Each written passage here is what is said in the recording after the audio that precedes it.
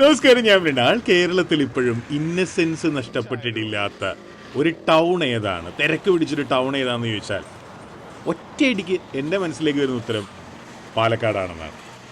വൈകിട്ടൊക്കെ ഇതുപോലെ എന്നിരിക്കാൻ പറ്റുന്ന ഒരുപാട് സ്ഥലങ്ങളുണ്ട് അവിടെ. പരിപ്പോടെ ഭയങ്കര ക്രഞ്ചിയാണ്. ഞാനും കൊച്ചിയിലൊരു ചായക്കട തുടങ്ങുന്നതിനെ പറ്റി ആലോചിക്കുന്നുണ്ട്. അതിൻ്റെ ഫ്രണ്ടിലും നമുക്ക് ഇതുപോലുള്ള കുറച്ച് സ്ഥലങ്ങൾ ഉണ്ടാക്കണം. പക്ഷെ നിന്ന് കഴിക്കാനുള്ള സ്ഥലം സെറ്റ് പറ്റുള്ളൂ. കുഴപ്പമില്ല, അതും മതിയല്ലോ. നല്ല മുരുമുരാന്നിരിക്കും. ആ വണ്ടി നിറയെ ബജാജിൻ്റെ ബൈക്കുകളാണ്. ഓരോ ബൈക്കും എത്ര സ്വപ്നങ്ങളായിരിക്കും അല്ലേ? എത്ര പേരുടെ ജീവിതത്തിൽ ആദ്യമായിട്ട് ബൈക്ക് മേടിക്കുന്നത്, മേ ബി അച്ഛനമ്മമാരെ ഭീഷണിപ്പെടുത്തി ബൈക്ക് മേടിച്ചിട്ടുള്ള ഒരു 18കാരൻ്റെ ബൈക്ക് അതിനകത്ത് ഉണ്ടാവുമായിരിക്കും.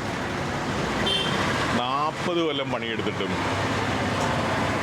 ഒരു ബൈക്ക് പോലും സ്വന്തം മേടിക്കാൻ പറ്റിയില്ലല്ലോ എന്ന് വിചാരിക്കുന്നത് അയാൾ ആദ്യമായിട്ട് മേടിക്കുന്ന ബൈക്ക് ഉണ്ടാവുമായിരിക്കും.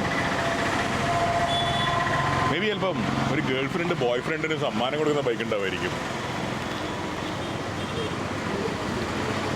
എന്തൊക്കെ ഉണ്ടാവുമല്ലേ? ഒരു ഉള്ളി വട തരാമോ?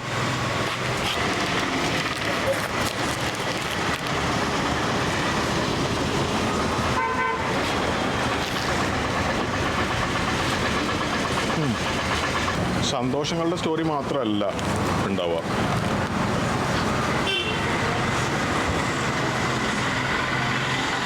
മേ ബി അതിലൊരു ബൈക്ക് ഏതെങ്കിലും ഒരു ബാങ്കിൻ്റെയോ അല്ലെങ്കിൽ ഫിനാൻസ് കമ്പനിയുടെയോ മറ്റോ ലോൺ റിക്കവറിക്ക് പോകുന്ന ആളായിരിക്കും ഉപയോഗിക്കേണ്ടി വരിക. അയാളും ഭയങ്കര ടെൻസ്ഡ് ആയിരിക്കും.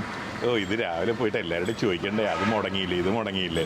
ഇത് മുടങ്ങിയ ആൾക്കാരൊക്കെ വല്ലാത്ത സിറ്റുവേഷനിലുള്ള പലരും കാണേണ്ടിയും വരും, അവരും പ്രശ്നത്തിൽ.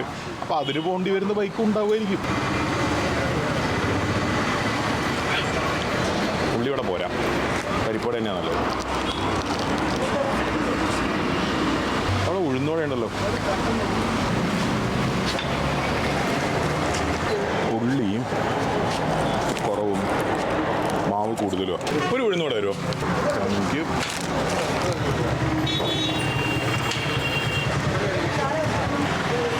ഇവിടുത്തെ വടകളുടെ പ്രത്യേകത ഭയങ്കര ക്രഞ്ചിയാണ്. അത്യാവശ്യമായിട്ട് എറണാകുളം കൊണ്ടുകൊണ്ട് അവിടെ നിന്ന് ഇറങ്ങി ഒരു ഊണ് കട ഈ റോട്ടിൽ ഒരു രക്ഷയില്ല എന്നുള്ള അവസ്ഥയാണ്. അവസാനം ഉള്ളിലോട്ട് വന്നിട്ടാണ്, റോഡിൻ്റെ സൈഡിലല്ല ഇത്, ഈ ഒരു കട കണ്ടുപിടിച്ചത്. തരക്കേട് ഉണ്ടാവില്ലായിരിക്കും എന്നുള്ളൊരു പ്രതീക്ഷ എനിക്ക് നന്നായിട്ടുണ്ട്. നിങ്ങൾക്കും ഉണ്ടാവുമല്ലോ അല്ലേ? അതിൻ്റെ കൂടെ എന്താ അല്ലേ? സാമ്പാറുണ്ട്.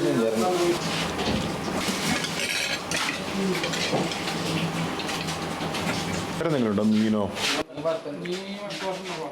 ആ ആ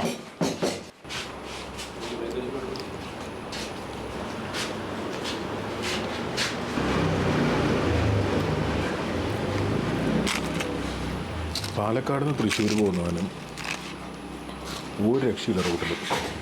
എവിടുന്ന് ഭക്ഷണം കിട്ടില്ല.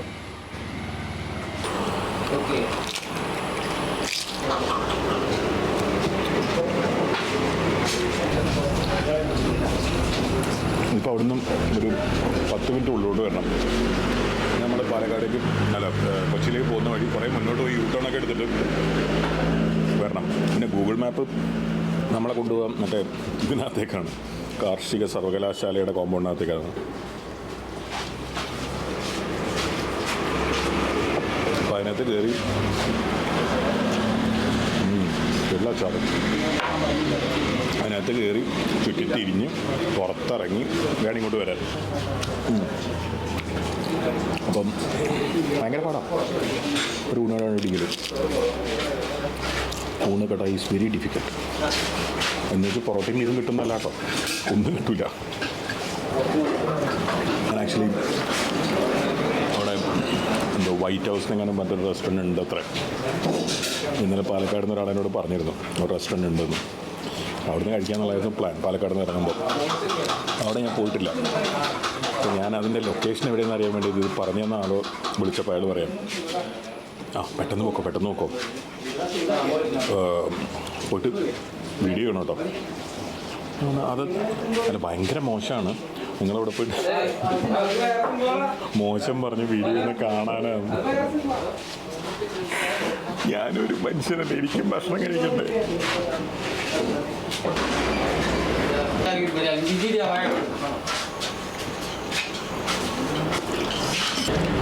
മതി. ഈ മീൻകറി അല്ലല്ലോ മൂപ്പര് നേരത്തെ തന്നെ.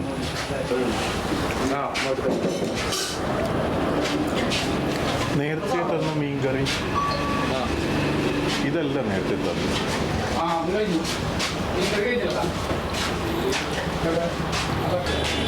കുഴപ്പമില്ല. ഒടുക്കത്തെ വിശപ്പ് വേണ്ട. എത്ര വിശപ്പുണ്ടായാലും അതൊന്നും കഴിക്കാൻ പറ്റില്ല.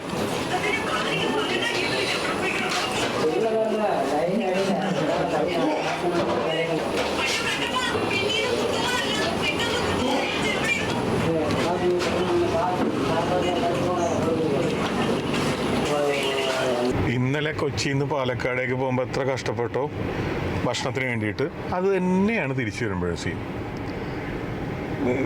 ഇത് എത്ര ദൂരെയാണെന്നറിയോ? നല്ല റോഡും അല്ല, ഒന്നുമല്ല.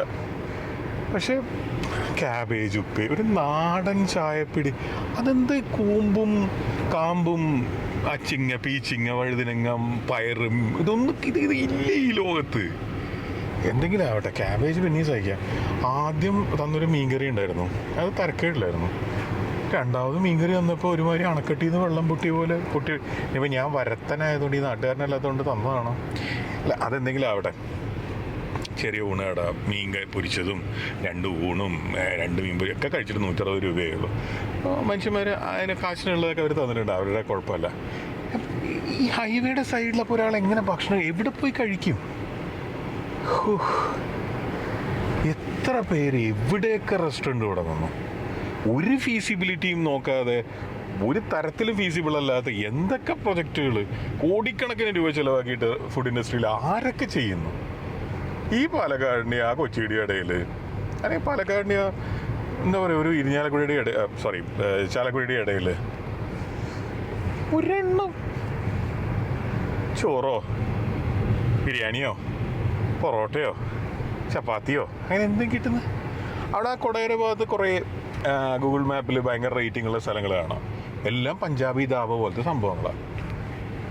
4 എണ്ണം എങ്ങാനുണ്ട് ആ ഒരു നടക്കാവുന്ന ചുറ്റുവട്ടത്തിൽ. പിന്നെ അങ്കമാലി അവിടെ വൈകിട്ട് കപ്പയും ഇതൊക്കെ കിട്ടും. പക്ഷെ ഉച്ചയ്ക്കൊക്കെ എന്ത് കിട്ടും എനിക്കറിയാൻ പാടില്ല. റോഡിൻ്റെ സൈഡിലാണ് ഇഷ്ടംപോലെ സ്ഥലമുണ്ട്.